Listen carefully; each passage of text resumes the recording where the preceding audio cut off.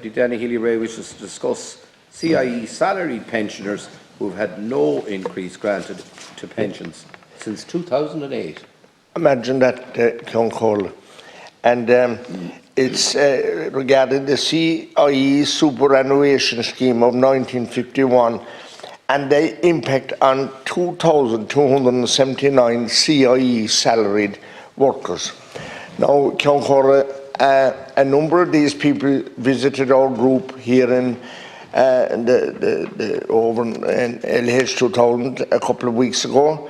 One of them being Christy Murphy from Tralee, who was an inspector in his time, operated for CIE, school transport, managed school transport, and there was a number of other ladies with him who had very important roles in that time. Now, they operate, as I said, inspectors, supervisors and managers, and an awful lot of responsibility was placed upon their shoulders. Had to be loyal and fair to all those they dealt with, maintaining the highest standards and efficiencies in their operations.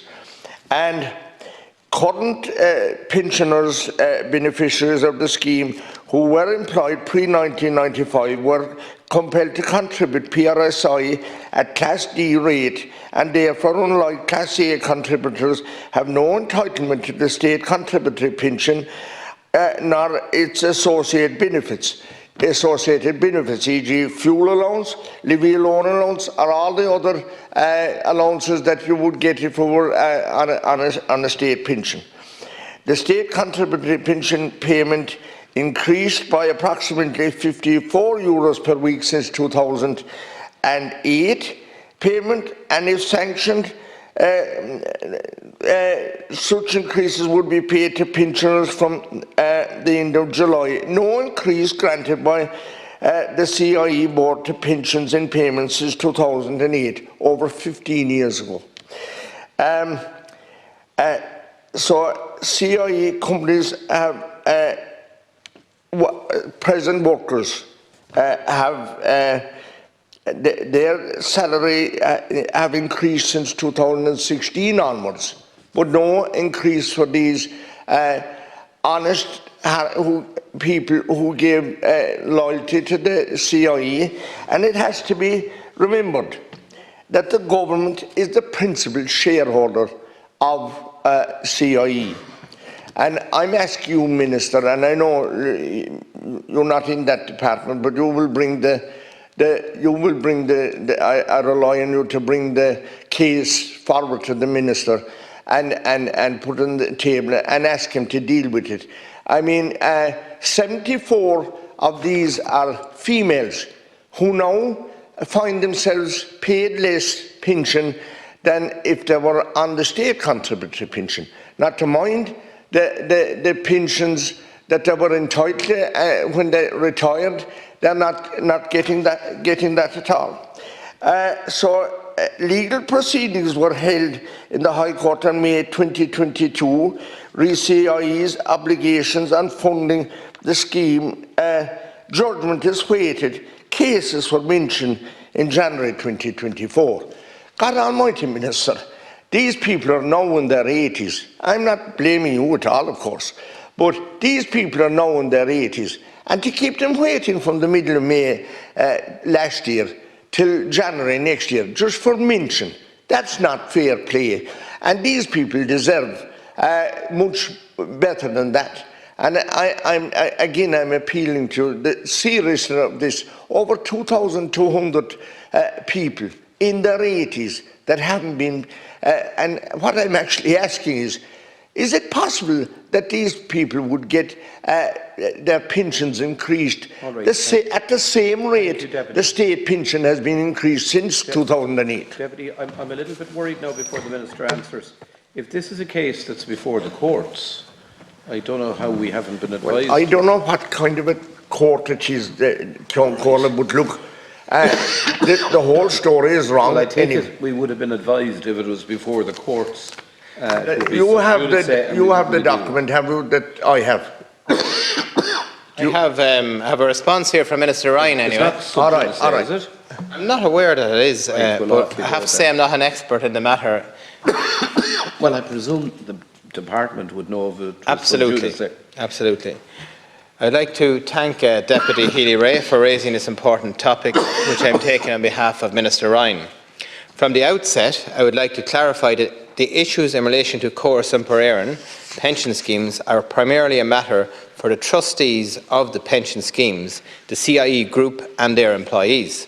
The employees of the CIE Group companies, Bus Áthachlia, Bus Éireann, Éireann Road Éireann and CIE itself are provided pension benefits on retirement from one of two schemes: the regular wages scheme, which covers frontline staff such as bus and train drivers across the three CIE companies, and the 1951 scheme, which mainly covers administrative staff. The 1951 scheme is the last remaining open and unchanged defined benefit pension scheme in the state. Pension schemes are required to annually measure their liabilities in accordance with accounting standards and the statutory minimum funding standard.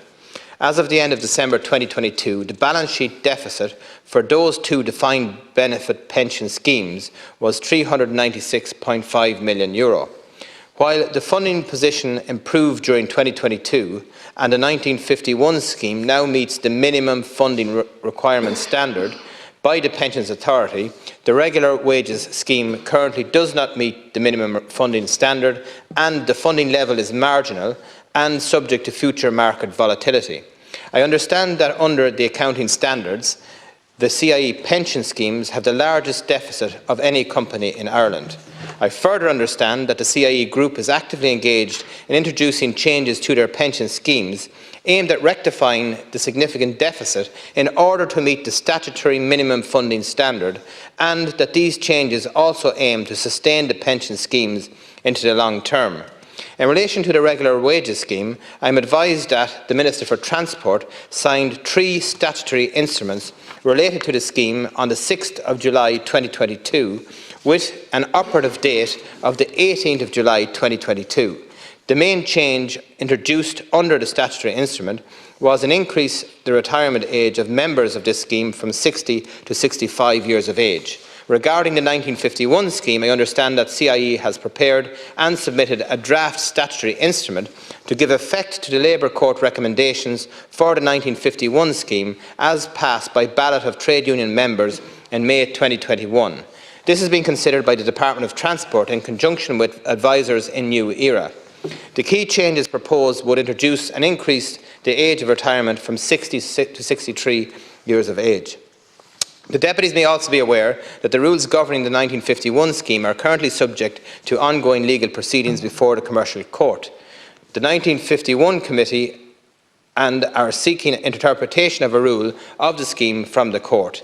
The hearing commenced on the 24th of May 2022 for 4 days, and the outcome from the hearing is expected in the coming months. I am advised that the proceedings are due next for mention before the Commercial Court on the 24th of January 2024. Concerning pension increase for CIE pensioners, I want to reassure the Deputy that the Minister for Transport recognises that it must be incredibly frustrating for the 2,270 CIE salaried pensioners that the state contributory pension payment has increased by approximately €54 since 2008, while there has been no such increase in their pensions over the same period, and that this must be particularly frustrating for the 72 female members of CIE pension schemes whose monthly pension is significantly less than the state contributory pension. I am advised that an increase for pensioners would only be possible when the schemes are capable of sustaining such increases. Furthermore, any such proposal will be dependent on advice of the scheme actuary at the time an increase is proposed and is done in agreement with the trustees of the schemes. However, it is my understanding that until such time schemes can sustainably afford pension increases are regrettably not possible. Thank you, Ceann Comhairle. Deputy Healy-Rae. Thank you very much, Minister. And look, what I'm asking, in light of the dedicated service that these people give, all we're here for is to see that fair play is given to everyone that comes to us, and this is a very serious matter. And yes, you said it before the Labour Court, but it's going on so long now, and these people are so old. and they're at an age now that they want fair play. If this will carry on 2 or 3 more years, how many of them will die away? Is that what CIE wants? I'm asking the Minister to intervene and ensure that fair play is administered to these people. And look, the independent actuaries Willis, Towers, Watson on the 25th of October this year reported that the 1951 scheme is capable of awarding a moderate level of an increase of 2.6% to the current pensioners in 2023 without impacting on the scheme's long-term sustainability, and is also capable of awarding similar increases year on year for the next 10 years. But seeing as that they have been not treated fairly for the last 15 years, I'm asking you to intervene and ensure that they get rewarded or get compensated or remunerated in the same way that all other pensioners of the same grade were in every other department were treated. These were, at the time they started, CIE was a state body. Now it is controlled, the government is the major shareholder still. So we have a role to play here, Minister, and I'm appealing to you to do your best for these people, honourable people. Thank you, Count Corla. And just to reassure Deputy Healy-Rae that the Minister for Transport and his officials are working closely with CIE to seek a resolution to the ongoing pension issues in the group. I am also advised that the key step to resolving the CIE pension deficit and therefore towards making pensions increases payable is to implement the Labour Court recommendation that has previously been accepted in ballot of the CIE trade union group. The Labour Court recommendation also contained an ex gratia payment of £1 million to pensioners below the living wage across both CIE pension schemes, which has already been implemented a Workplace Relations Commission agreement in respect of regular wage schemes for frontline staff. Unfortunately, the conclusion of the 1951 scheme's actuary was that there was insufficient headroom in the minimum funding standard level required due to the uncertainty surrounding the outcome of the 1951 Committee High Court case. It would not be prudent to award a pension increase at this current time. CIE began the process of amending the statutory instrument which gives rules for the 1951 scheme to implement the Labour Court recommendation in July of 2021. This process involves several formal stages, including statutory observation period and a review period by the Department of Transport, the Department of Public Expenditure and Reform, NDP Delivery and Reform and New Era. The implementation of the Labour Court recommendations protects the 1951 scheme and keeps it open. CIE Board have also advised the Department of Transport that if the Labour Court recommendation is not implemented, they will close the 1951 scheme to new entrants and future accrual. On behalf of Minister Ryan, I would like to again acknowledge Deputy Healy-Rae for bringing this issue forward and assure him that his concerns have been heard, and we will also convey the points raised tonight to Minister Ryan. Minister, can I just say that I should have mentioned that Matthew McGrath is unable to be here tonight, and he was part of this topical question. Can I just say something else? Because we've just done something that I don't think we would ever have done before. I want to thank you for being here, for dealing with this. I want to acknowledge that you and Minister Ryan are unfailingly helpful in dealing with the House and with members. I also want to acknowledge that routinely, when matters relating to transport are tabled for topical issues, we get a call from the Department of Transport to say that they have no responsibility for it. Now, we've just had a debate about something that is before the courts, and it is a basic principle of the operations of this place that we do not discuss matters that are sub judice. And it's very interesting that the officials who wanted us to not engage with this because it wasn't a matter for them didn't see fit to tell us that this was a matter that was before the courts, and it only became clear when your response was being given in the aftermath of Deputy Healy-Rae's contributions. I consider this a profoundly serious matter that needs to be raised with the Secretary-General in the Department of Transport, because what has transpired here should not transpire.